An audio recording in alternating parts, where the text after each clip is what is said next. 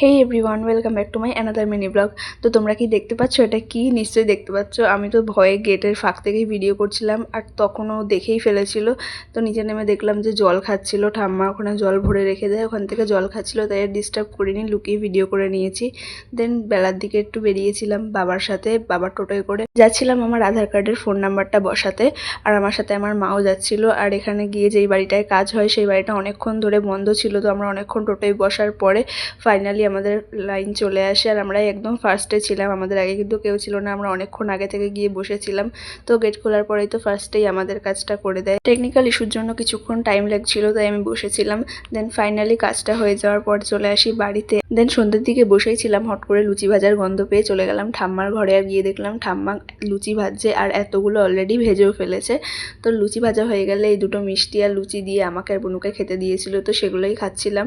আর রাতের দিকে মা এনে দিয়েছিল এই প্রসাদটা, কি পুজোর আমি জানি না। তো প্রসাদটা খাওয়ার পরে আমি ব্যাকপ্যাক করতে লেগে গেছিলাম, কারণ আমি নেক্সট দিন চলে যাব বাড়ি, মানে আমার শ্বশুর বাড়িতে। এখানে ব্যাকপ্যাক করে নিয়েছিলাম। আজকের মতো এইটুকুই, বাই।